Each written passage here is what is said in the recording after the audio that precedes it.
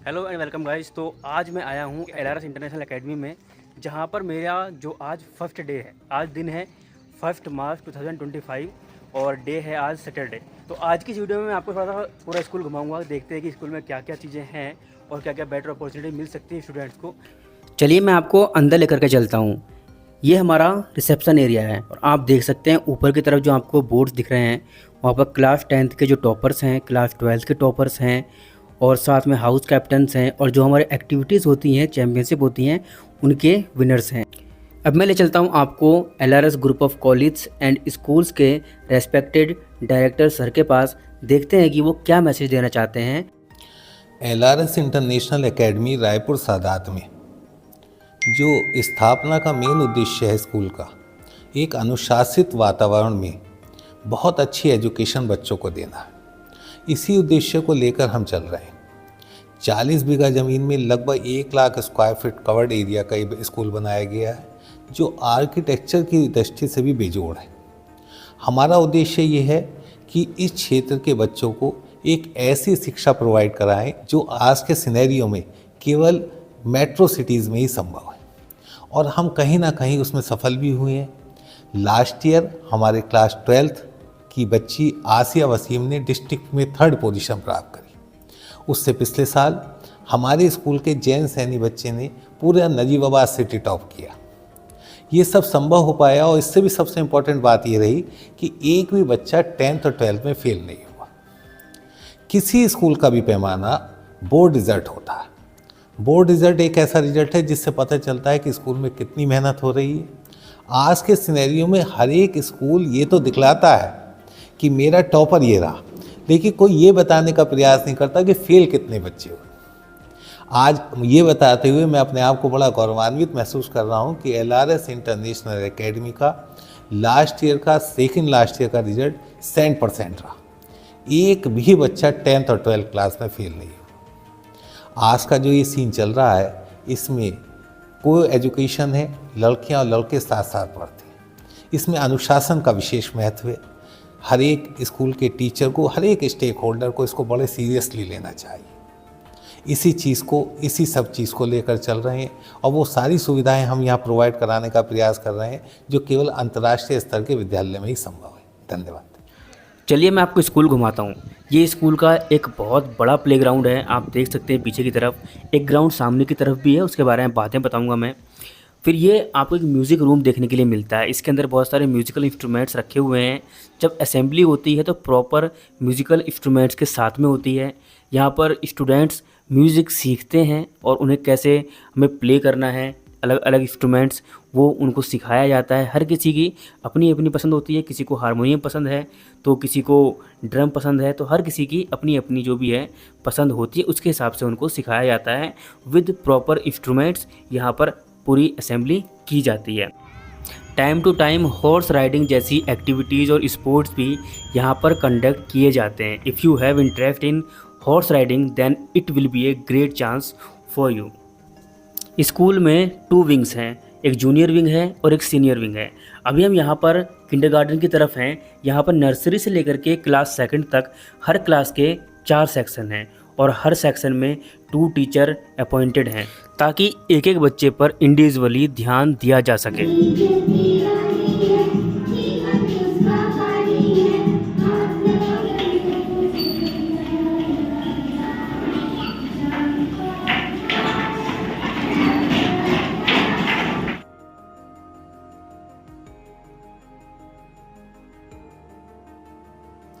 यह है एक फुल स्ट्रेंथ कंप्यूटर लैब, जहां पर स्टूडेंट्स को कंप्यूटर क्लासेस दी जाती है, प्रैक्टिकल क्लासेस दी जाती है।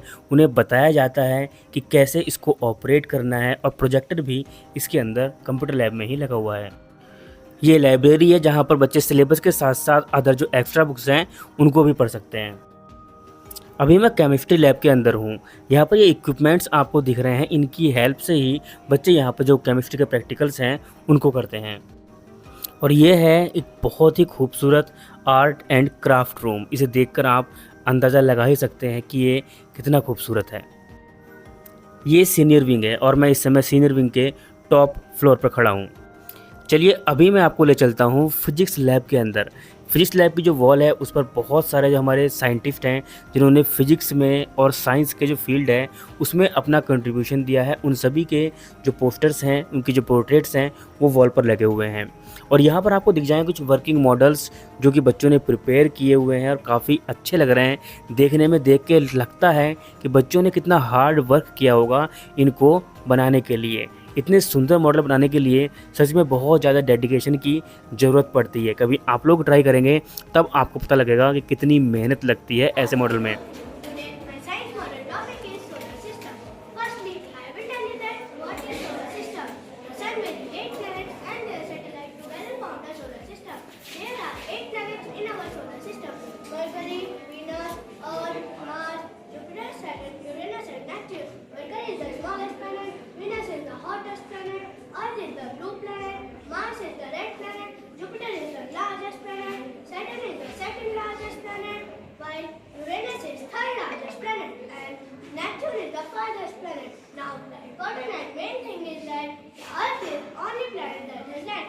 But why the Earth is only planet that has land? Because it has air, soil, water to support life. That's it. Thank you, sir. ये है LRS international academy का auditorium hall.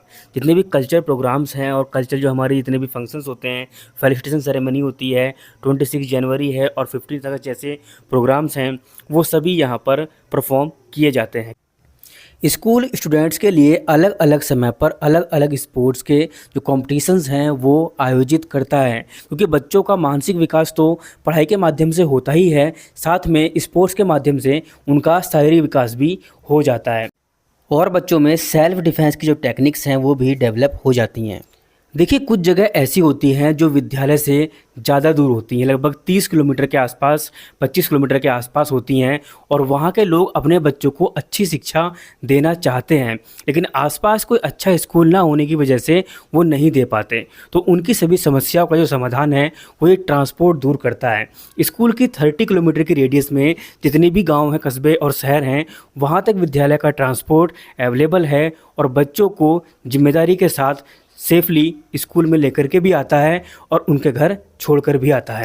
तो ये complete overview था school का। कुछ चीज़ें हैं जो कि मिस हो गई हैं, वो मैं आपको बाद में दिखाने की कोशिश करूँगा, लेकिन फ़िलहाल इस वीडियो को एंड करते हैं प्रिंसिपल मैम के एक इम्पोर्टेंट मैसेज के साथ में। Myself Anju Agrawal, I am the principal of LRS International Academy. I am in the field of education from 23 years. I have served LRS Nagina also and I am working as the director principal of both the groups. I believe in the quality of education and I am very proud that I have given the district topper from the LRS International Academy. ये एक बहुत easy task नहीं था। पहला result जो हमने दिया class 10th में, जिसमें जयंत सैनी ने हमारा सिटी टॉपर बना, नजेबा सिटी टॉपर देकर इसने स्कूल को गौरवान्वित किया। इसी तरीके से 23-24 में क्लास 12th का रिज़ल्ट LRS इंटरनेशनल एकेडमी ने अपना डिस्ट्रिक्ट टॉपर देकर स्कूल को, आसिया वसीम ने स्कूल को गौरवान्वित किया। बड़ा गर्व महसूस होता है कि जब हमारे एक छोटे से क्षेत्र के बच्चे आगे बढ़ते हैं। सबसे बड़ी बात ये थी कि यहाँ के बच्चे कभी ट्यूशन नहीं पढ़ते। जनरली देखा जाता है कि सभी स्कूल्स में बच्चे 2 या 3 ट्यूशन पढ़ते हैं। ये मेरे स्कूल के LRS इंटरनेशनल एकेडमी की जो भी आज पोजीशन है, वो सब बच्चों ने स्कूल के टीचर्स से जो भी लिया यहीं स्कूल के अंदर लिया, सिंगल ट्यूशन नहीं लिया। And it was very proud moment for the school कि कोई भी बच्चा 100% रिजल्ट वाज देयर। कोई कंपार्टमेंट नहीं थी, जबकि इतने बड़े बड़े स्कूल्स हैं जहाँ पर 30-30, 16-16 कंपार्टमेंट थे। तो सबसे बड़ी बात ये थी कि LRS इंटरनेशनल एकेडमी के 100% रिज़ल्ट दिया, डिस्ट्रिक्ट टॉपर दिया, सिटी टॉपर दिया। हम लोग बोर्ड की तैयारी बहुत इसके पीछे मोटिव होता है कि जो स्कूल की लीडर है कि वो किस तरीके से लीड करते हैं। सबसे बड़ी इसके अंदर कोशिश रही जो पॉलिसीज़ फ्रेम की जाए वो किस तरीके से की जाए। I and my PGTs work together and we frame the policy, how to complete the syllabus and how many tests should be conducted, what to do for the students those who are weak, क्योंकि हर बच्चा हर एक level का नहीं हो सकता है और यदि हम हर बच्चे को उसी तरीके से देखेंगे तो कभी रिज़ल्ट नहीं दे सकते। हमारा सबसे पहले टीचर्स को ये समझना होता है कि जो बच्चा मेरी क्लास का है 100% उसे पास कराना है। और वो कैसे पास होगा, मेरा अपना मानना ये है, यदि बच्चा डेली स्कूल आ रहा है और यदि लास्ट में फ़ेल होता है तो बच्चा फ़ेल नहीं होता, स्कूल फ़ेल होता है, टीचर फ़ेल होता है। यदि बच्चा डेली स्कूल आ रहा है और सीबीएसई में फ़ेल हो रहा है तो इसका मतलब स्कूल ने कुछ नहीं किया, है ना। तो सबसे पहले हमें ये देखना है कि हमें अपनी पॉलिसीज़ फ्रेम करनी होती है। हमारी मोटिव यही है कि हर बच्चा पास हो और I believe in the quality of education. और आगे भी ईश्वर से यही प्रार्थना है कि ये स्कूल बहुत ऊंचा जाए और सब बच्चे आगे बढ़ते जाएं और इस क्षेत्र का नाम रोशन करें। तो ये था हमारा एलआरएस इंटरनेशनल एकेडमी का कंप्लीट ओवरव्यू। अगर आप इंटरेस्टेड हैं क्वालिटी एजुकेशन में तो आप यहाँ विजिट कर सकते हैं। जो एडमिशन्स हैं अभी फ़िलहाल न्यू सेशन के लिए 2025-26 के लिए ओपन हो चुके हैं। Thank you very much.